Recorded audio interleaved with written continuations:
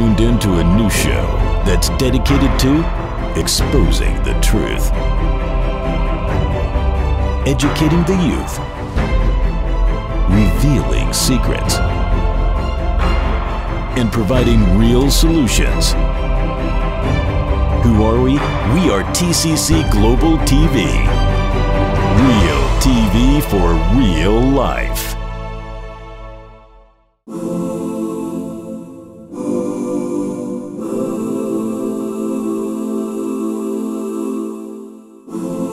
Behind your back. What was the reason? What was the reason, sir? Yes. What is the reason, sir? What is the reason, sir? What am I getting arrested for? What is your the command? The police officer's command. And what is your command? What is the reason, sir? Why am I getting arrested? Why is he being arrested, sir? Into his kingdom, he has blessed me and my brothers as well. Why do you need backup, sir? Why do you need backup, sir, when you have him in handcuffs? Why would you need backup? I was not doing nothing wrong. Because he was not doing anything wrong. He was just riding his Segway-like vehicle, and you decided to come up and take him off in a forceful way? What's the badge number, sir? Officer, what now? You need to move. This is an investigation. Okay, I'll move out of your space, sir, but I'm letting you know. An investigation now. What's the investigation about? What was the investigation about, sir? Why is he on the ground, sir? Why is he in handcuffs? Why is he in handcuffs, sir? Do you have an answer, officer? Did I steal something? Did he steal something? Why am I here? Why is he in handcuffs? Can we just find out why he's in handcuffs? Thank you for tuning in to Kingdom. Can we back up a little bit? Hey, I understand that, but sir, there was no reason for him to be on the floor in handcuffs. We can show you the vehicle that, look, right here. He was merely riding this, sir. Look, sir. He was merely riding this, sir. The vehicle right here. Can you see this? Okay. And he told us to get off, right? We asked him why. It's just like a Segway. It's not a skateboard. Is there a law on not being able to ride these? It's policy right now. It's mall policy since when? A mall policy since when? This. I don't understand what the issue is, sir. Mall policy?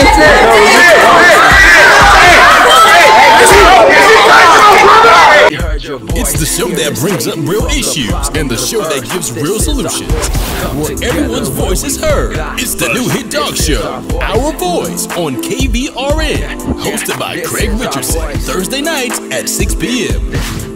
This is our voice. Yeah, this is our voice. I'm here today with some friends of mine, and the video you just heard, the video was talking about an incident that happened at the Willowbrook Mall with a young brother named Jessie Valdez, 22-year-old, right? Yes, sir. Okay, how you doing, Jessie? I'm doing pretty well. How's everybody doing? Hey, man. We also have his mother, Angela Betsville. That's okay. I was struggling with that. Okay, and his father, senior Jessie Valdez. Amen, amen, amen. Okay, let's talk about a little bit what happened, because as what we know as of today, a lot of brothers and a lot of young people of minority persuasion are going through certain issues with our law enforcement, with the justice system, and we have different movements in place, such as the Black Lives Matter campaign. So, what happened that day? What happened before you even? What was you doing that day? Well, basically, I was just riding around with my two-wheel Segway around the mall, and I was just stopped by an officer, and he demanded that I get off of it. I basically asked about the mall policy, and I informed him that it wasn't a skateboard. Yeah. And when I did that, it seemed like as soon as I asked about my rights, he got upset and forcefully took me off the Segway. Okay. So let me make sure I understand. Earlier that day, you was just having a good time, just riding around the mall with your Hoover. Say again. Hoverboard or a two-wheel Segway. Segway. It has many names. Funky Duck. Okay. Electric skateboard. Yes, sir. Okay. Two-wheel smart. Yeah. Self-balancing board. Yeah, smart board. Okay. So you were just riding around earlier that day, just having a good time, minding your own business, not causing any type of disturbance. Just you and your brother and other people, or what? Yes, sir. My brother and a young man that actually works for me. Okay. So you guys just really just having a good time for that good day, just going out doing what you do. So what caused him to approach you, or did someone make a phone call, or what? I'm not actually sure. He just ran up on me quickly. It was something that just happened fast. Okay. Now there's two types of security. You have now he was a what type of security was he? Officer was he? Yeah, he wasn't mall security at all. He was a police officer. Okay, was it Harris County a constable? Precinct 4. Okay. So why didn't the mall security come?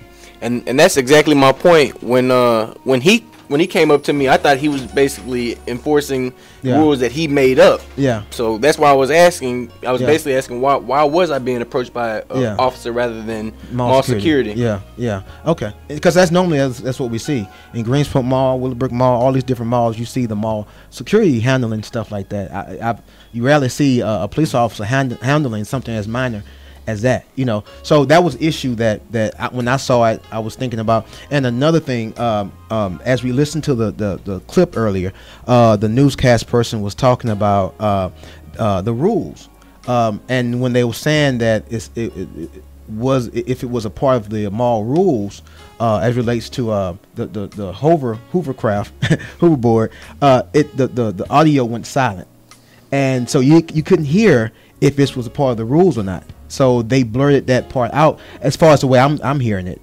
So have you guys? This is your mother. What have you guys found out about the rules of the mall? Well, actually, Michael, my other son, had followed up on it because he was concerned about what he was charged with.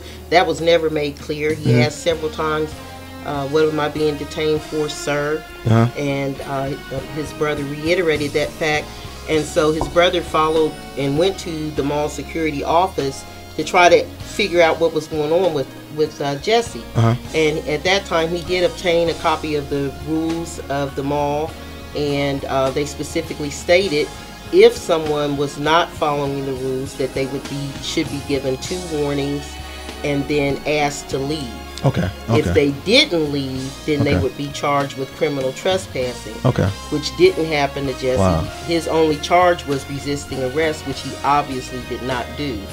So that was our concern. So the proper way of doing approaching Jessie would have been asking him to get off of it, and then if he didn't comply, to ask him again.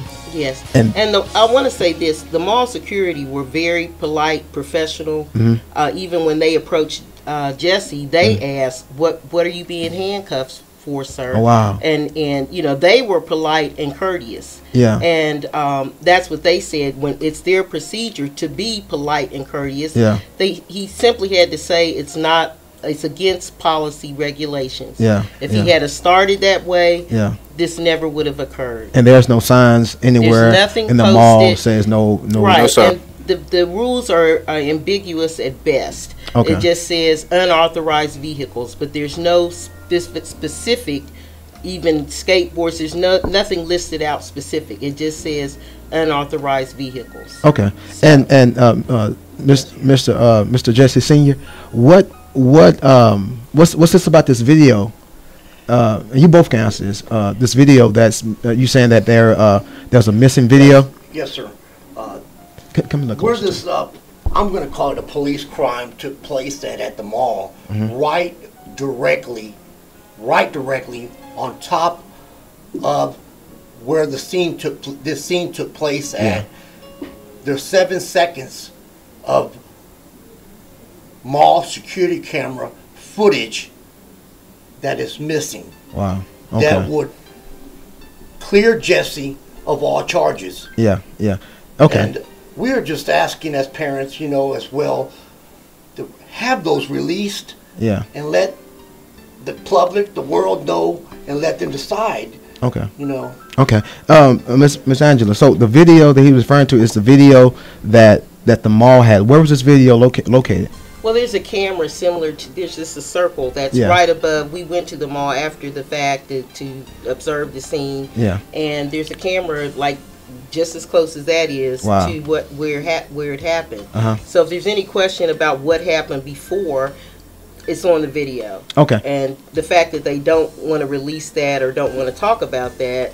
Now, why have you guys approached them? Yes, I had called the mall, and they said it was the property of Willowbrook Mall, and that it could not be released to anyone. And I asked specifically, would Precinct 4 be able to obtain that? They said they would not be able to obtain it as well. So even to validate an innocent man, to set the record straight, they would not release this video to help a customer, a person who's frequently at their mall and being treated unjustly. They will not release this video to clean the slate, to set everything right, the record straight as it relates to this particular case. So they're refusing to release. I'm saying it like this for a purpose.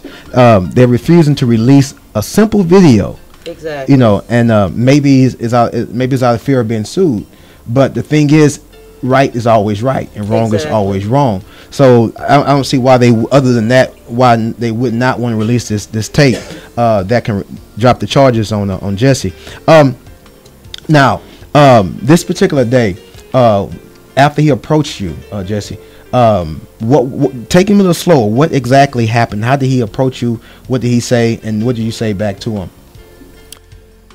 Well, basically, he ran up on me and he told me, get off the two-wheel Segway.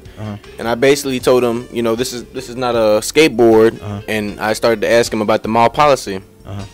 And really, just as quick as that was really it. That's all that really. So he kind of jumped the gun. Yes, sir. Just like this gung ho type of Rambo type of style. Gestapo, I call it Gestapo style. Yeah. Okay. Yes, sir. Very similar to the incident in McKinley, Texas, where the young lady was taken down, a Gestapo style. Yeah. And that's what concerns me as a parent. Yeah. You know, if my child asks me why, I can't whip him around and put my knee in his back and you know. So why does this officer have the right? You know, my son is a taxpayer, a respectful member of the community. He deserves respect. Yeah, exactly. And that's why we're here. One of the main reasons that I find out that a lot of us are struggling in this thing is because when things happen, we don't want to say anything about it. We get quiet.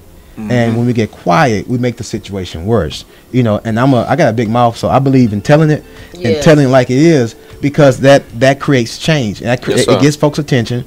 It makes people think, and then change come about thought. So that's what the purpose of this is all about. Now, after all this, you went to jail?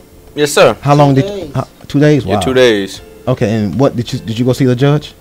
TV judge, and basically, I'm still going through the court process. It's basically just been resets.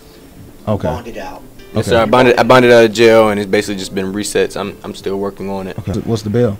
What they said? $1,500. And the thing is, you know, if you're taken to Harris County Jail, you cannot get out. Yeah. And it takes it's a 48-hour process. Yeah, you're right. By the time they book you in, we didn't even get the bond amount until he had been in there for probably 15, 16 hours before we could even post bond. Yeah. And then it's another 15 hours before he can be released. Wow. He had jobs scheduled that next day. We had, you know, planned to go to church picnic. Yeah. You know, they just disrupt people's lives and don't consider the fact that, you know, they have a life. Yeah. So let's talk about this officer. What was his name? You know? Holland Perot. Okay. And Caucasian guy? I'm not sure. Yeah, I'm not even sure. Yeah. Okay. Holland Perot, but Okay. Now, what do you think, from a mama standpoint, the officer could have did totally different to handle this type of case? You know, I'm just putting everything out there. Exactly. What do you think he could have did better? Well, like I said, from the onset, if he had approached him with respect, he accused my son of being disrespectful, but in fact, it was he that was disrespectful. Yeah. All he had to say was, "Sir, this is not permitted in the mall." Yeah. He would have not questioned it. Yeah. He would have, you know, that was it. But he came at him in a confrontational, threatening, and disrespectful way. Yeah. Okay. And so it, like I said, it escalated within seconds. Yeah. And you know, actually, I mean, it could have been so much worse. Oh, That's yeah. what I was just think. going to talk about that. Because you know, by the police grabbing him by his arm, if it could be a jerk reaction Yeah. to elbow or Yeah. whatever, Yeah. and then of course he would have been charged with assault of an officer. Yeah, yeah. And that's a good his thing. brother could have Yeah. wanted to jump in Yeah. because he's seeing his brother who did not commit Yeah. a crime. Yeah. One thing I noticed when I looked at the video, two things that Jesse, you kept your composure, even though you was irritated, yes, sir. aggravated, PO'd a little bit. Yes, sir. You kept your composure, and that means a lot when you're dealing with officers that don't know anything about composure for that moment. They lose it. Yeah. Some officers, they just lose it. Yeah, and one that's thing, what it seemed that he just got caught up in the charged. yeah. And instead of de-escalating the situation, he escalated it. And that's what we talked about the other day, is that I believe that many of these officers need classes to be re-educated Exactly. how to de-escalate not just the situation, but how to de-escalate themselves. Exactly. Because not realizing that who's actually escalating it is them. Exactly. But they point the finger at other people Right. when it's wanting to keep their authority in a uplifted way versus handling like charisma. I use charisma a lot. And I believe in using charisma, but I know your son has charisma too. Yes, he does. But charisma is so important because you can make a mad person feel good. Exactly. You know what I'm saying? You can take it what's Turn it high and bring it around. low. Yeah. So officers need to learn how to approach everybody the same way. Exactly. Because I guarantee if he was a person of a different nationality or a different culture, that 9 times out of 10 they would have spoke to him differently. That's I'm just being exactly real. our point. It's being real. Yeah. Because I see it all the time. And we talked to several people in the mall who said that they were just shocked. Yeah. That's why they were like, what is going on here? They've Yeah. seen people on the hoverboards before. Yeah. They didn't know if it was a rule Yeah. not to ride them Yeah. or not, because it's never been Yeah. a scene created about it. If it's illegal to ride a hovercraft in the mall, then you have to have signs. Right. You need to let folks know this. And it wouldn't be illegal, it Yeah. might be a rule. Yeah, That's yeah. the whole point. Yeah, yeah. Why is he arrested? For something that's not even It's illegal not, outside. It's not an illegal Device, There yeah. was no illegal activity Yeah. prior to the arrest. Yeah, yeah. And that's what, policemen do this all the time. That's what my son, and we've been quite aware of how when they pull young African American or Latinos over, Yeah. they ask for everybody Yeah. in the car's ID. Wow. Yeah, you're right. You're They right. will illegally search the car, Yep. and then they're not defended properly in the court system. Yeah, you're right.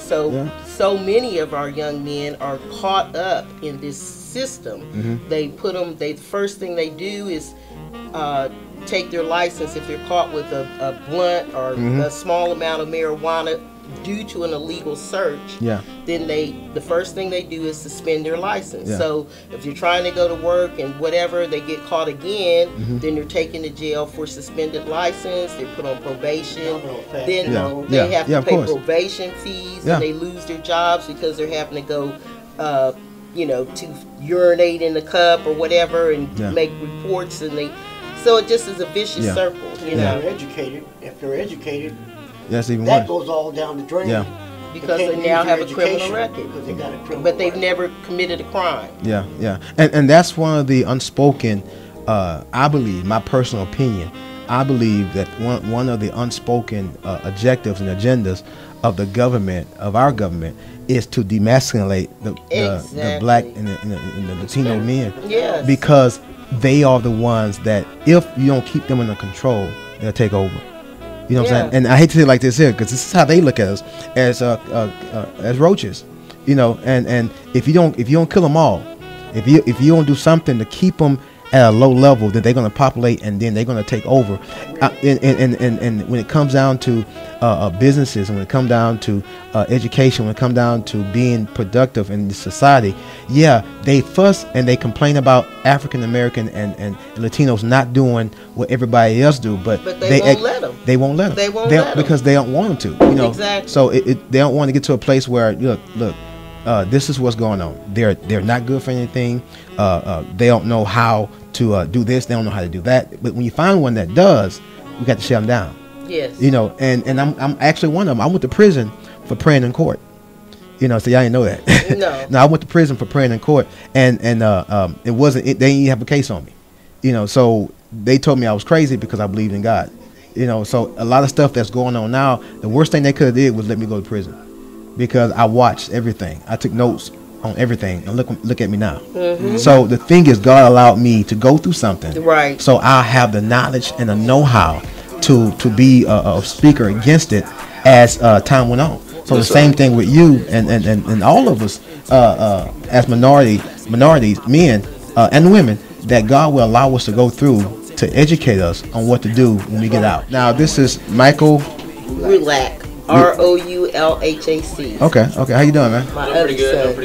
Okay. Now you was there. I want to call it at the event.